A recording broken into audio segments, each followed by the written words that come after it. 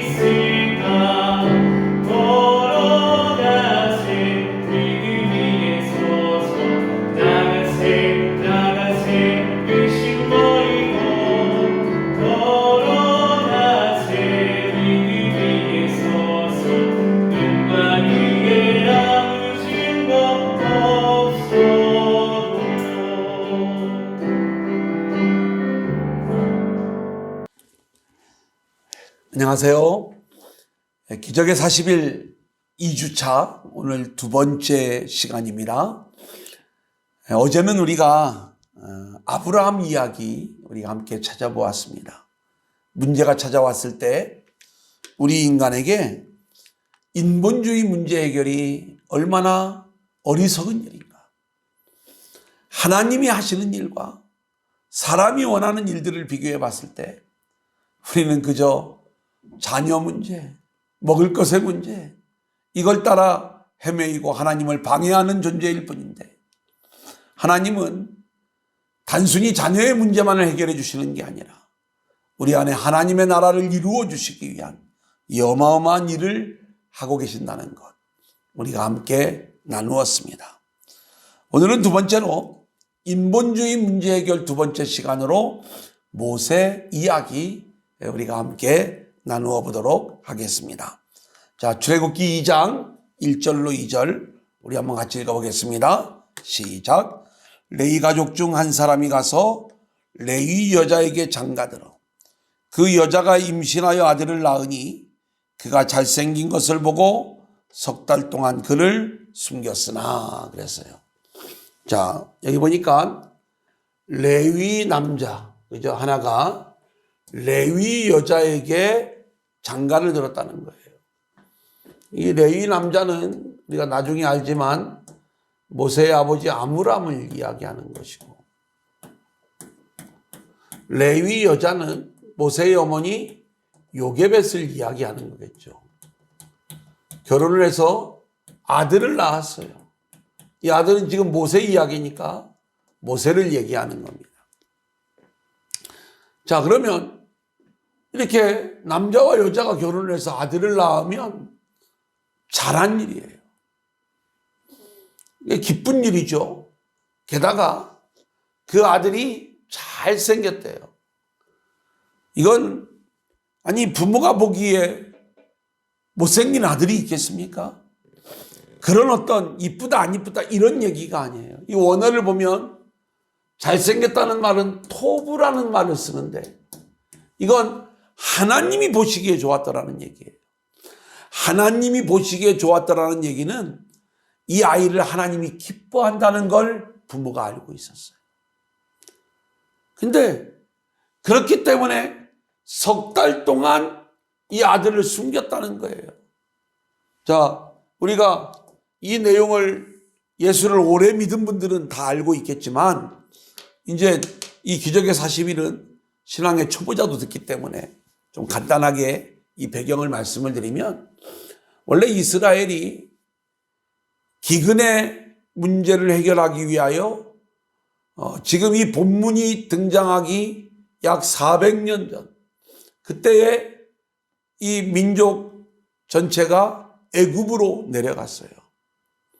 그때는 이제 주로 남자가 70명이 내려가서 이제 이곳에서 한 민족을 이루어 살았는데 400년의 세월이 지나면서 숫자가 많아지는 거죠. 근데 이때 이제 바로 왕은 마음에 두려움을 갖기 시작하라는 거예요. 만일 이방 민족이 쳐들어올 때에 지금 여기에서 살고 있는 이스라엘 민족이 그 이방 민족과 결탁을 해서 우리를 무너뜨리면 어떡하나. 그래서 바로 왕의 정책이 친이스라엘 정책에서 반이스라엘 정책으로 바뀌는 겁니다. 그래서 이스라엘 백성들을 학대를 하는 거예요. 자꾸 많아지니까. 저들이 강해질까 봐. 자, 그런데 이제는 아무리 학대를 해도 이스라엘 백성들의 숫자가 많아지니까 급기야 어떤 내용을 발표하냐면 이스라엘 백성들이 남자를 낳으면 그 남자아이들은 다 죽여라. 나일강에 집어던져라. 이런 명령을 내리게 돼요. 얼마나 악한 왕입니까? 남자를 낳으면 다 집어던지라는 거예요. 나일강에. 지금 이 아들을 낳았는데 이 아들을 낳은 게 문제가 되는 거예요. 왜냐하면 이 아들은 나일강에 던져질 운명이에요. 그런데 잘생겼어요. 이 아이를 향한 하나님의 특별한 계획이 있는 것 같아. 그래서 바로 이 아들을 나일강에 던질 수가 없어서 어떻게 하느냐.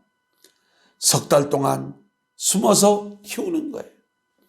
사도행전 7장 20절에 보면 제가 읽어드리겠습니다.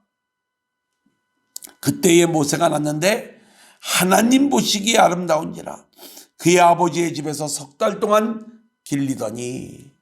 그러니까 이 아름다움은 하나님 보시기에 아름다운 잘생긴 그러한 모습이었다. 이렇게 말씀을 드릴 수가 있겠습니다. 자, 그런데 이제 문제를 해결해야 돼요. 뭐냐? 더 숨길 수가 없는 거예요. 이러다 다 죽어. 어디 가사에 대사에 나오는 내용인데 이러다가 다 죽어. 더 숨길 수가 없어.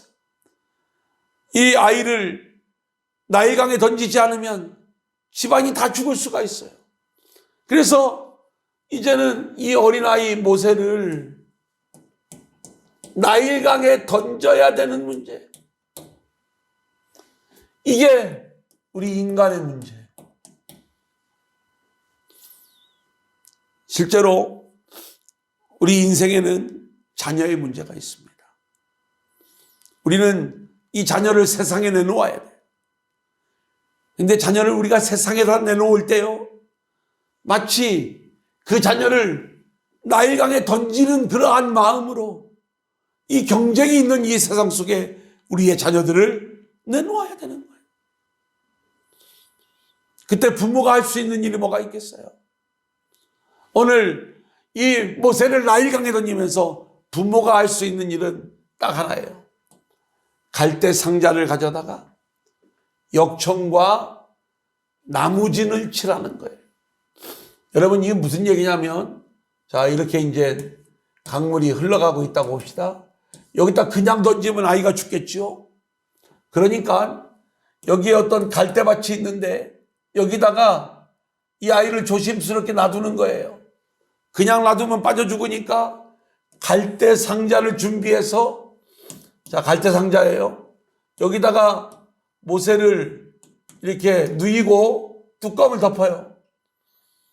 그리고 이 안에는 나무진을 칠하고 역청을 발라서 물이 안 들어오게 하는 거예요. 그리고 이 아이를, 이 갈대 상자를 이 갈대 사이에 이렇게 두고 이 아이의 운명을 하나님께 맡기는 것. 이게 모세의 부모가 할 수 있는 최선책이었어요. 자, 이거 좀 우리가 몇 가지 좀 정리를 하겠습니다. 보세요. 지금 모세의 부모는 더 이상 아이를 숨길 수가 없습니다. 이 아이를 나일강에 던져야 하는 상황이에요. 그런데 부모로서 최선을 다할 수 있는 건 뭐냐? 인본주의로, 사람의 힘으로 최선을 다할 수 있는 것은 갈대 상자를 구하는 일이었어요. 그리고 역청을 바르고 나무진을 칠하는 거예요. 이게 사람이 할 수 있는 최선의 방법이죠. 아마 갈대 상자를 구할 때 최고의 갈대 상자를 구했을 거예요. 역청과 나무진을 칠할 때에 눈물로 최선을 다해서 이 아이를 향한 정말 부모로서 해야 될 최고의 정성을 기울여 그렇게 나무진을 칠하고 역청을 발랐을 거예요. 하지만 부모가 할 수 있는 일은 여기까지. 모세의 운명은 하나님의 손에 달려요. 누구도 알지 못해. 여러분, 모세를 나일강에 던지는 것은 우리의 자녀를 세상에 내놓는 문제라고 했잖아요. 우리가요, 자녀들을 세상에 내보낼 때 이 자녀가 과연 밥은 먹고 살려나? 아니면 제대로 사람 구실하려나? 다 똑같아요. 어떤 아들은 조금 똑똑해 보이는 아들이 있고, 어떤 아들은 좀 자립심이 좀 강한 아들도 있고, 또 어떤 아들은 좀 그렇지 못한 그러한 자녀들도 있겠지만 알고 보면 다 동일한 문제. 우리는 이 아들을 살려보려고 그 아들을 향해서 최고로 좋은 갈대 상자를 준비해주고 눈물로 최선을 다해 그 아들을 준비시켜 세상에 내보내지만 이 아들이 과연 잘 살 수 있을지, 과연 이 아들의 운명이 어찌 될지 그것을 알지 못해 답답해할 수밖에 없는 것. 여러분, 오늘 이 모세의 부모의 마음을 한번 이렇게 묵상을 해보세요. 이 아들을 나일강에 던져야 되는 그 부모의 마음, 그냥 던질 수 없어 최고로 튼튼한 가장 좋은 갈대 상자를 준비해다가 눈물로 최선을 다해 역청을 바르고 나무진을 칠하고 그래가면서 이 상자 안에 모세를 담아 나일강가에 이 모세를 둘 때 그 부모의 마음, 인본주의로 최선을 다하지만 이 아이의 생명의 문제는 어찌할 수가 없는 거예요. 오직 하나님의 손에 달려있는 것을 우리는 보게 됩니다. 인본주의 문제 해결, 사람의 문제 해결은 여기까지입니다. 최선을 다하지만 그 결과를 알지 못해 늘 노심초사하며 답답한 말씀, 이 견딜 수 없는 마음을 어찌할 수 없는 것, 이게 사람의 문제 해결이었던 거죠. 자, 그런데 이 일에 하나님이 역사하시니까 놀라운 일들이 벌어지는데 한번 그 내용을 보겠습니다. 하나님의 놀라운 구원의 이야기가 나오고 있어요. 볼까요? 저주의 물에 빠져 죽어야 될 모세가 구원을 받아요. 참 성경을 보면 우리가 놀라운 일들이 이제 벌어지는데, 지금 모세가 왜 나일강에 던져져야 되느냐? 바로의 명령 때문이에요. 바로의 명령. 그런데 하필이면 이 모세의 갈대 상자를 누가 발견하냐면 바로의 딸이, 원수의 딸이 이 갈대 상자를 발견하는 거예요. 보통 그러면 왜 이렇게 운명이 이렇게 어렵냐? 어떻게든지 좀 살려보려고 갈대 상자를 준비해서 그렇게 갈대 사이에 두었는데 하필이면 이것을 공주가 발견을 하다니 참 얼마나 안타까운 모습입니까? 근데 이 물에 빠져 죽어야 될 모세의 이야기는요, 알고 보면 우리들의 이야기를 담아내고 있어요. 저주의 물에 빠져 죽을 우리 인간들의 이야기. 우리는 그렇게 죄로 인하여 심판과 저주를 받아 죽을 수밖에 없는 그러한 존재들인데, 하나님은요, 그러한 우리들을 이제 갈대 상자에 태우시고 그 갈대 상자를 통해서 구원해내는 이야기들을 보게 되는데, 왜 제가 이런 얘기를 하는가? 자, 이 모세가 탔던 갈대 상자를 원어를 보니까 테바라고 기록되어져 있어요. 이 테바는 노아의 방주와 같은 거예요. 이 방주는 그리스도를 보여주는 거예요. 놀랍죠? 왜 방주가 그리스도를 보여주는가? 여러분, 우리가 노아의 홍수 이야기를 잘 알아요. 하나님의 계획은 뭐예요? 죄로 인하여 모든 사람을 지면에서 쓸어버리시는 것. 저주의 물에 빠져 죽어야 될 모든 인생들의 모습이에요. 근데 누가 구원을 받냐? 이 방주에 타고 있던 자들은 구원을 받는 거예요. 심판의 물, 저주의 물이 쏟아질 때 그 모든 저주를 방주가 다 맞아내는 거예요. 대신에 이 방주 안에 들어있던 모든 자들이 구원을 받는 거죠. 마치 모세가 이제 구원함을 받는 이 이야기는 우리가 구속사적으로 보면 그런 우리 인간을 향한 하나님의 구원의 이야기를 담고 있는데, 하나님은 우리를 구원하실 때 어떻게 구원하시는가? 그게 이제 이런 극적인 상황 속에서 우리를 불쌍히 여기시는 방법으로.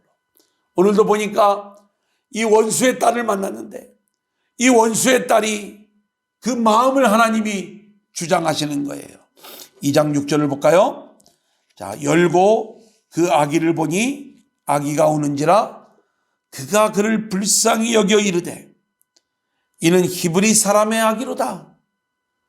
하필이면 모세를 발견한 게 원수의 딸 공주였는데 기적이 일어나는 거예요. 공주가 모세를 불쌍히 여기는 거예요. 근데 여러분, 이건 하나님이 하신 일입니다. 실제로 하나님은 우리를 구원할 때 버림받은 자를 불쌍히 여기셔서 그 긍휼히 여기심으로 우리를 구원해내시는 것, 이것이 하나님이 일하시는 하나님의 방법인데, 자, 유대인의 전승을 보면 왜 이런 일들이 일어나는가? 좀 말씀을 보면 불쌍히 여겼다고 했죠. 불쌍히. 공주가. 이 공주는요, 이제 역사적으로 실존하는 그러한 인물이었고, 이제 이 내용에서 왜 공주가 이 모세를 불쌍히 여기게 되는가? 실제로는 당시에 이 갈대 상자에 들어가서 나일강에 버려지는 아이들이 너무나 많았죠. 왜냐하면 정상적인 부모라면 아들을 나일강에 던질 때 그냥 던지지 않고 이 갈대 상자를 준비해서 여기다가 아이를 담아서 던졌을 거예요. 많은 애굽 사람들이 이 아이들이 불쌍하다고 이 아이들을 살려주었을 것 아닙니까? 그래서 당시에 바로가 명령을 내렸다는 거예요. 절대로 이 애굽의 아이들을, 이 이스라엘의 아이들을 살려두는 자는 가만두지 않겠다. 바로 왕의 엄한 명령이 있었음에도 불구하고 공주가 이 아이를 불쌍히 그 갈대 상자를 이 갈대 상자를 갖고 와서 열어보았다는 거예요. 갈대 상자 가져와라. 그랬더니 시녀들이 바로 왕의 명령이 있었기 때문에 공주의 말을 듣지 않았다는 거예요. 공주가 버럭 화를 내면서 가져오래도 그 어쩔 수 없이 이 갈대 상자를 가지고 온 거예요. 공주가 왜 그렇게 이 갈대 상자에 집착을 하고 있는가? 그것은 이 공주는 이 갈대 상자 안에 아이가 있다는 걸 알았어요. 근데 아이에 대한 애착을 공주가 가지고 있는 거예요. 이 당시에 공주는요, 이미 결혼을 해서 아이를 낳았는데 이 아이가 낳고 얼마 지나지 않아 죽은 거예요. 그러니까 이 아이, 죽은 아이를 생각하면서 이 아이들에 대한 연민을 이 공주가 가지고 있었던 거예요. 그렇게 아이를 불쌍히 여기는 마음을 하나님이 주셨다고 하는 것은 지금 이 공주의 상황이 하나님께서 그 모든 상황을 통제하시고 또 그 상황 속에 섭리하셔서 이 공주가 이미 자기의 죽은 아이로 말미암아 모든 아이들을 불쌍히 여기는 그 마음을 가지고 있을 때 모세를 이 공주와 만나게 하시고 그리고 공주가 이 아이를 불쌍히 여겨 그를 구원해내는 이 놀라운 일들이 이루어지게 되는 것이죠. 여러분, 하나님이 하시는 일들이 너무 놀랍지 않습니까? 자, 이제 우리가 이 이야기 속에 담겨져 있는 하나님의 일을 우리가 함께 살펴보도록 하겠습니다. 하나님이 지금 모세의 부모도 몰라요. 모세의 부모는 그 문제 해결이 뭐예요? 모세를 살리는 일. 모세를 살리기 위해서 부모가 했던 인본주의 방법은 뭐예요? 갈대상자를 준비하다가 이 갈대상자도 아주 최고로 좋은 A급, 슈퍼 A급 갈대상자를 준비하고 여기에 막 눈물로 최선을 다해 역청을 바르고 나무진을 칠하고 그리고 기도하는 마음으로 이 아이를 나일강에 떠나보내야 되는 것, 이게 부모가 할 수 있는 최선의 일 끝.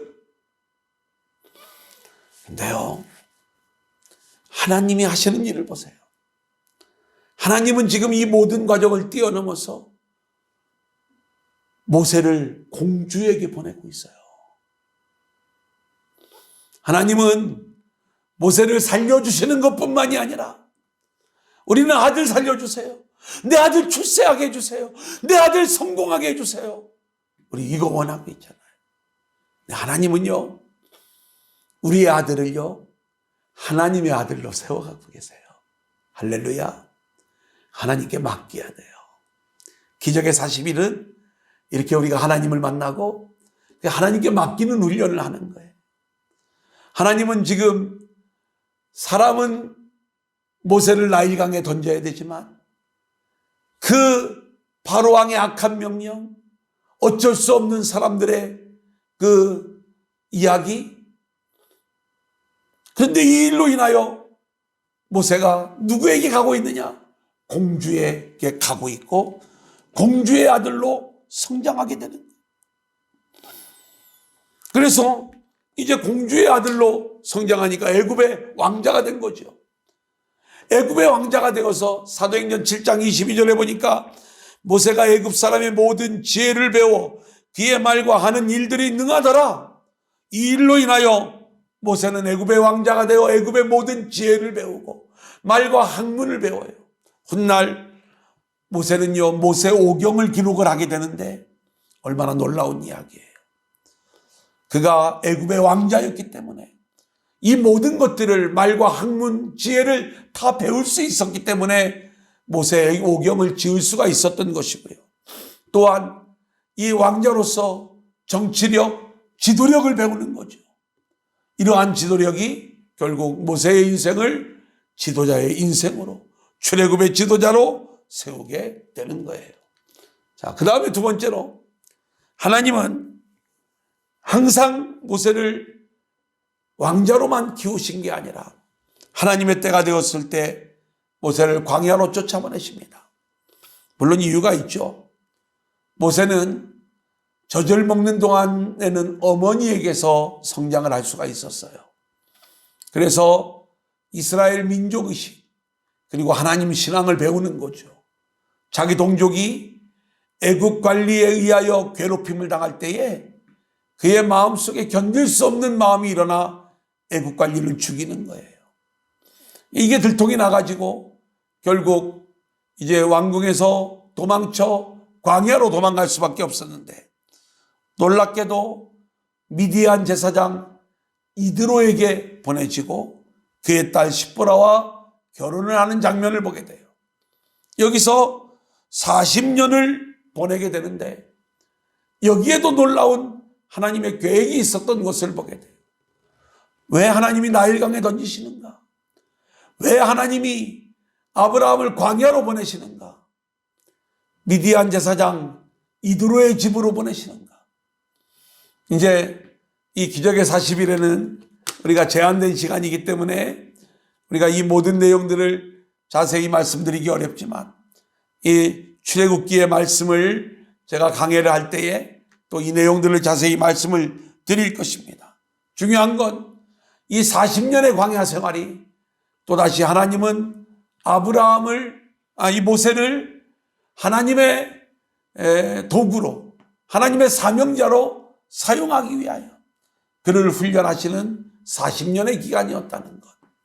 이제 이스라엘 민족을 이끌고 가려면 40년의 광야 생활을 해야 되는데 모세를 광야의 달인으로 만드시기 위하여 이렇게 훈련시키시는 그러한 과정이었다.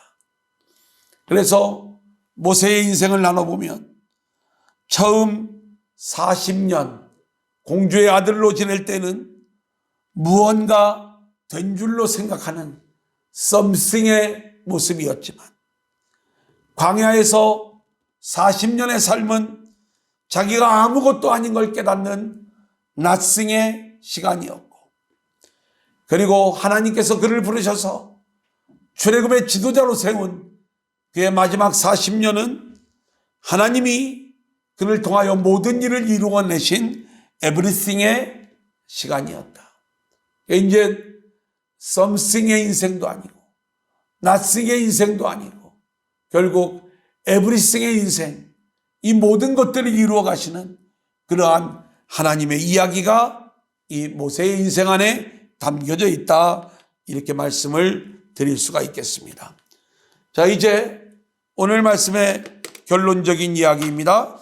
출애굽기 2장 23절 우리 한번 같이 읽어볼까요? 시작. 여러 해 후에 애굽 왕은 죽었고 이스라엘 자손은 고된 노동으로 말미암아 탄식하며 부르짖으니 그 고된 노동으로 말미암아 부르짖는 소리가 하나님께 상달된지라. 드디어 이스라엘 백성들이 하나님 앞에 부르짖기 시작을 하고 하나님께서 모세를 지도자로 세우셔서 출애굽의 역사를 이루시는 거예요. 자, 이거는 아무것도 아닌 것 같지만 하나님이 왜 모세를 나일강에 던져야 됐는가? 이것이 하나님의 때에 이들이 하나님의 말씀대로 또 하나님의 말씀을 붙잡고 애굽을 떠나 가나안으로 갈 일들을 소망해야 되는데 그러지 못했기 때문에 결국 하나님께서 상황을 힘들게 만들면서 가나안 땅으로 가고자 하는 마음을 일으키시는 거죠.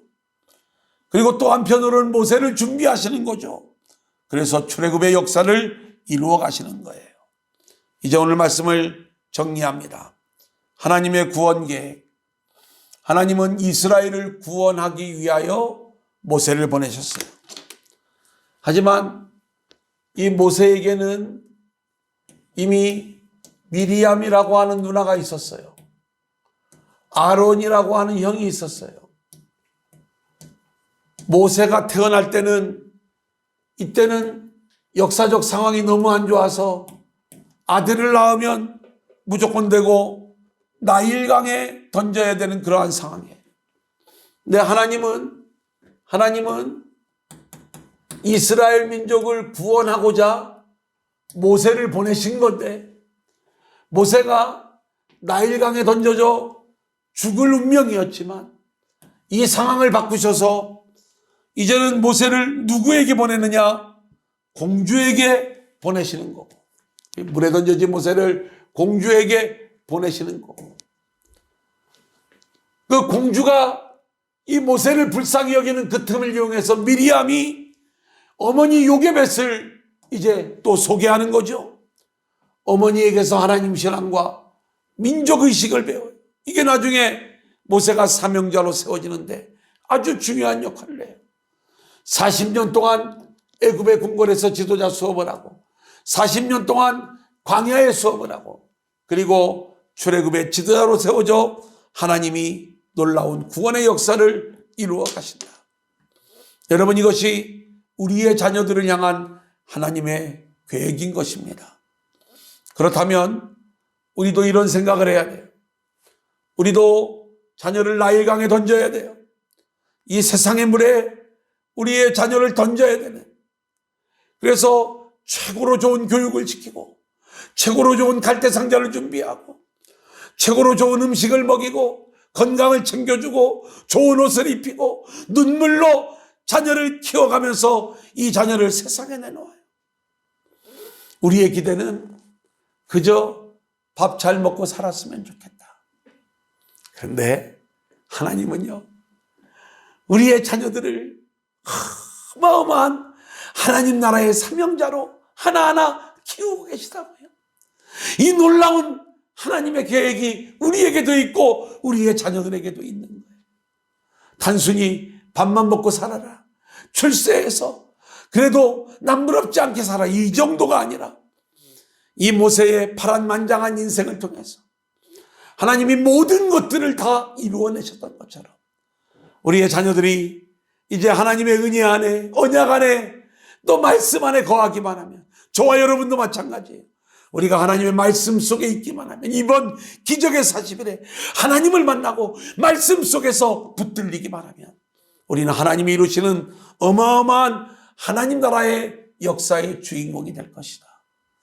여러분, 이 기대를 가지고 우리가 함께 나아갈 수 있기를 원합니다. 사람의 일은 최선을 다하고도 밥만 먹고 사는 것, 생명만 건지는 것, 이게 사람의 일이지만, 인본주의 문제 해결이지만 하나님의 문제 해결은 단순히 살려주는 게 아니라 공주의 아들로 보내고 광야로 보내고 지도자로 세우셔서 놀라운 사명자로 세워내시는 것, 이게 하나님이 하시는 일이다. 이 놀라운 일들을 우리가 기억하며 배우고 깨닫고 기대하며 나아갈 수 있기를 소망합니다. 감사합니다. 이 시간 찬송가 268장 죄에서 자유를 얻게 함을 우리 함께 찬양하시겠습니다. 찬송가 268장입니다.